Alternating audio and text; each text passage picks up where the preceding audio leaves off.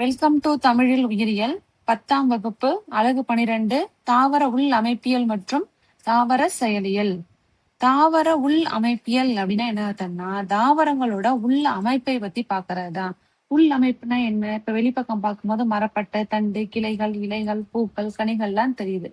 அதே அந்த தண்டை வெட்டும் போது அதோட உள்பக்கம் என்னென்னலாம் இருக்கு, இலைகளை வெட்டும் போது அதுக்குள்ள என்னென்னலாம் இருக்கு அப்படிங்கறத பத்தி பாக்குறதுதான் உள் அமைப்பியல். அதாவது இங்கிலீஷ்ல அனாட்டமி அப்படின்னு சொல்லுவாங்க. மற்றும் தாவர செயலியல். இப்ப தாவரத்துல உள்ள செல் வந்து என்ன பணி செய்யுது, அதுல உள்ள பச்சையம் என்ன வேலை பார்க்குது, தாவரங்கள் எப்படி சுவாசிக்குது அப்படிங்கறத பத்தி இந்த லெசன்ல நம்ம தெரிஞ்சுக்க போறோம். வாங்க லெசனுக்குள்ள போலாம். அறிமுகம். தாவரங்களில் பல்வேறுபட்ட கட்டமைப்புகள் காணப்படுகின்றன. அணுக்கள் ஒன்றிணைந்து மூலக்கூறுகளாகவும், மூலக்கூறுகள் இணைந்து செல்களாகவும், செல்கள் இணைந்து திசுக்களாகவும் மற்றும் திசுக்கள் இணைந்து உறுப்புகளாகவும் அமைந்துள்ளன. எப்பவுமே தனியா இருந்துச்சுன்னா, ஒரு செல்லு தனியா இருந்துச்சுன்னா அது செல். அதாவது எக்ஸாம்பிளுக்கு பாக்டீரியாவெல்லாம் என்னன்னு சொல்லுவோம், செல்லுன்னு சொல்லுவோம். அதே செல்லுகள் வந்து இணைஞ்சிருக்கு கூட்டமா இருந்துச்சுன்னா அதுக்கு பேரு திசுக்கள் அப்படின்னு சொல்லுவோம். அப்ப திசுக்கள் ஒரு இடத்துல உருவாக ஆரம்பிச்சுச்சுன்னா அந்த இடத்துல என்ன ஆக ஆரம்பிக்கும், உறுப்புகள் வளர ஆரம்பிக்கும். இப்ப நம்ம இருக்கோம், அனிமல்ஸ் இருக்கோம், பிளான்ட்ஸ் இருக்கோம். நம்ம எல்லாருமே யாரு, பல செல் உயிரிகள். அப்ப நம்ம உடம்புக்குள்ள செல்கள்லாம் இணைஞ்சு திசுக்களா இருக்கு, திசுக்கள்லாம் இணைஞ்சு உறுப்புகளா நம்ம உடம்பு உருவாயிருக்கு. ஓகேவா?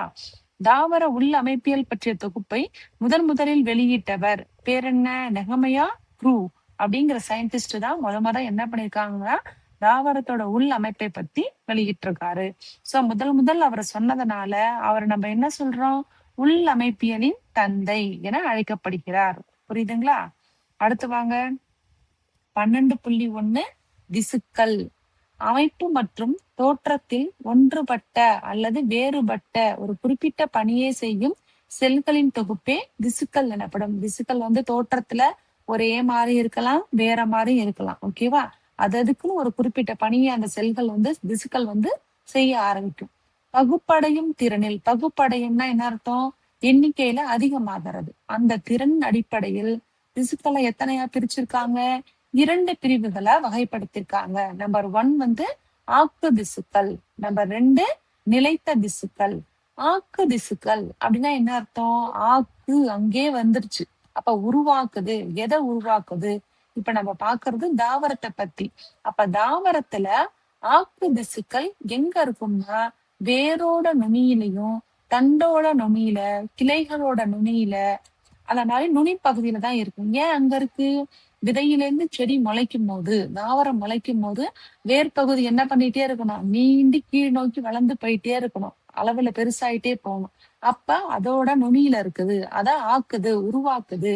அடுத்தது தண்டோட நுனியில இருக்கணும். அப்பதான் தண்டு உயரமா மேல் நோக்கி வளரும், கிளைகள் வரும், பூக்கள் வரும், இலைகள் வரும். சோ நீங்க மரத்தோட துளிரை வந்து கட் பண்ணது என்ன பண்ணிக்கிட்டே இருக்கும், திரும்ப திரும்ப துளிர் விட்டுக்கிட்டே இருக்கும்.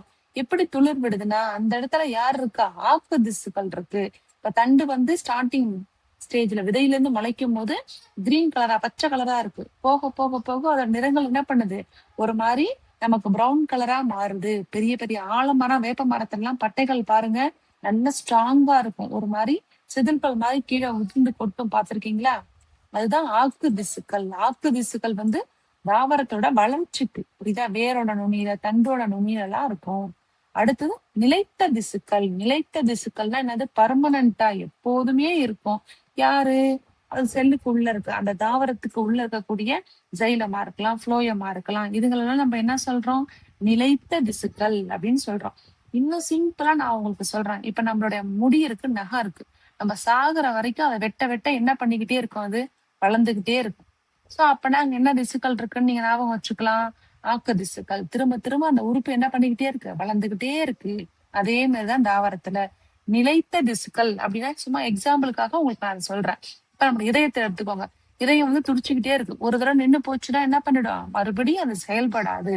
அந்த மாதிரி உள்ளதெல்லாம் என்ன சொல்லுவோம், நிலைத்த திசுக்கள். அந்த நிலைத்த திசுக்கள் வந்து இறந்து போச்சுன்னா தாவரமும் என்ன செய்ய ஆரம்பிச்சிரும், இறந்து போயிடும். அடுத்ததா நம்ம பார்க்க போறது திசு தொகுப்புகள். இதுல சாக்ஸ் 1875 5. சாக்ஸ்ங்கிறது சயின்டிஸ்டோட பேரு. அவர் என்ன பண்றாருன்னா தாவரங்களில் உள்ள திசு தொகுப்புகளை எத்தனை வகையா பிரிக்கிறாரு? 3 வகைகளா பிரிக்கிறாரு. அதுல முதல் ஒன் என்ன கொடுத்திருக்காங்க? ஃபர்ஸ்ட் தோல் திசு தொகுப்பு அல்லது புறத்தோல் திசு தொகுப்பு. தோல் அப்படின்னா வெளிப்பக்கம் இருக்கிற ஃபர்ஸ்ட் லேயர். அதுக்கு உள்ள யார் இருப்பா? அடிப்படை அல்லது தள திசு தொகுப்பு. அதுக்கு உள்ள யார் இருக்கா? வாஸ்குலார் திசு தொகுப்பு. கவனிங்க, இப்ப அவர் தோல் திசு தொகுப்புன்னு எதை சொல்லியிருக்காரு? தாவரங்களை பத்தி சொல்லியிருக்காரு. தோலுங்கிறது நம்ம எதை சொல்லுவோம்? தாவரத்துல வெளில உள்ள மரப்பட்டை, அதுதான் புறத்தோல், வெளிப்பக்கம் உள்ளது. அந்த தோல் மரப்பட்டையை உரிச்சிட்டீங்கன்னா அதுக்குள்ள ஒரு லேயர் இருக்குமா? அதுதான் அடிப்படை தள திசு தொகுப்பு, நடுவுல இருக்கிறது. அதுக்கும் உள்ள இருக்கிறது தான் யாருன்னா வாஸ்குலார் திசு தொகுப்பு. இன்னும் உங்களுக்கு சிம்பிளா சொல்லணும்னா, மனித உடலை எக்ஸாம்பிளுக்கு எடுத்துக்கோங்க. இப்ப நம்ம மனித உடலுக்கு மேல ஃபர்ஸ்ட் லேயர் என்ன இருக்கு? தோல் திசு தொகுப்பு. தோலுக்கு உள்ள என்ன இருக்கும்? சதை இருக்கு. அதுதான் அடிப்படை அல்லது தள திசு தொகுப்பு. அதுக்கு உள்ளதான் யார் இருக்கா? நரம்பு மண்டலங்கள்லாம் இருக்கு, நரம்புகள்லாம் இருக்கு, ரத்த நாளங்கள்லாம் இருக்கு. அதுதான் என்னன்னா வாஸ்குலார் திசு தொகுப்பு. இப்ப புரியுதா உங்களுக்கு? சோ அடுத்ததா நம்ம பார்க்க போறது அட்டவணை 12.1 பாருங்க. இந்த 3 திசுக்களோட பணிகளை வந்து சிம்பிளா கொடுத்திருக்காங்க பாருங்க. இதுல பாருங்க, திசு தொகுப்பு எத்தனை வகையா பிரிச்சிருந்தாங்க? 3. புறத்தோல் திசு தொகுப்பு, தள திசு தொகுப்பு, வாஸ்குலார் திசு தொகுப்புன்னு நம்ம 3 பார்த்தோமா? அதுல ஃபர்ஸ்ட் ஒன் புறத்தோல் திசு தொகுப்பு பாருங்க. அதுல என்னென்ன திசுக்கள் இருக்கு? புறத்தோல் மற்றும் பெரிடம். புறத்தோல், புறம்னா எங்க? வெளியில. மனிதர்களா இருந்தாலும் தாவரங்களா இருந்தாலும் உடம்புக்கு வெளியில என்னதான் இருக்கும்? தோல் தான் இருக்கும், புறத்தோல். இப்ப நமக்கு வந்து தோல்னு சொல்லுவோம். ஆனா மரங்களுக்கு என்ன இருக்கு? மரப்பட்டைகள் இருக்கு. அந்த மரப்பட்டைகள் தான் அதோடைய புறத்தோல். மற்றும் பெரிடம். டேர்ம்னு ஒரு வார்த்தை முடியுது பாருங்க. டெர்மட்டாலஜி, இந்த வார்த்தை கேள்விப்பட்டிருக்கீங்களா? அப்படின்னா என்ன அர்த்தம்? தோல் சம்பந்தமான. அப்ப டேர்ம்னு வந்தாலே என்ன அர்த்தம்? அது வெளிப்பக்கம் உள்ள புறத்தோலை தான் சொல்லுது அப்படின்னு அர்த்தம். இப்ப வெளிப்பக்கம் உள்ள அந்த புறத்தோலுங்கிறது மரங்களுக்கு யாரு? மரப்பட்டைகள். அந்த மரப்பட்டைகளான புறத்தோலுக்கு என்ன பணிகள் இருக்கு பாருங்க. பாதுகாப்பு. மரங்களுக்கு அந்த மரப்பட்டைகள் வந்து மரங்களுக்கு பாதுகாப்பு கொடுக்குது. அது மட்டும் இல்லாம நீர் இழப்பை தடுப்பது. தாவரங்கள்ல இருந்து அதிகப்படியான நீர் வெளியேறத அந்த புறத்தோலான அந்த மரப்பட்டைகள் தடுக்கிறது. புரியுதுங்களா?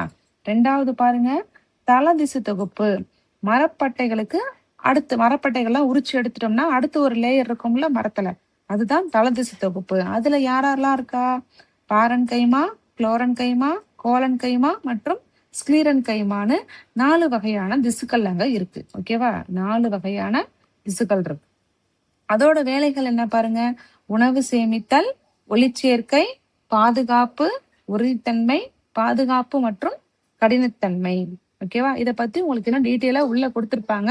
இப்ப ஜஸ்ட் சும்மா அதோட சிம்பிளா அதோட பணிகளை நம்ம பார்த்துக்கிறோம். 3வதா வாஸ்குலார் திசு தொகுப்பு.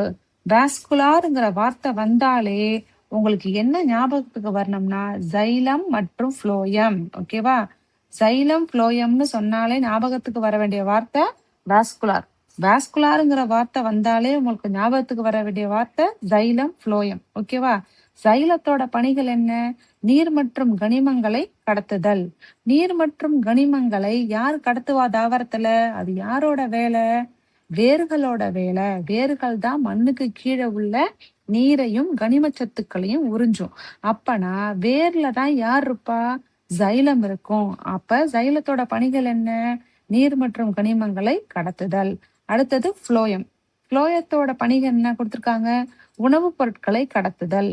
தாவரத்துல உணவு யாரு தயாரிப்பா? பச்சை கலரா உள்ள மண்ணுக்கு மேல உள்ள பகுதி, தண்டு இருக்கு இல்லையா, இலைகள் இருக்கு இல்லையா, அது. அப்ப ஃப்ளோயம் எங்க இருக்கும்? இலைகள்ல இருக்கும். ஏன்னா இலைகள் தான் என்ன பண்ணுது? உணவை தயாரிக்கிறது.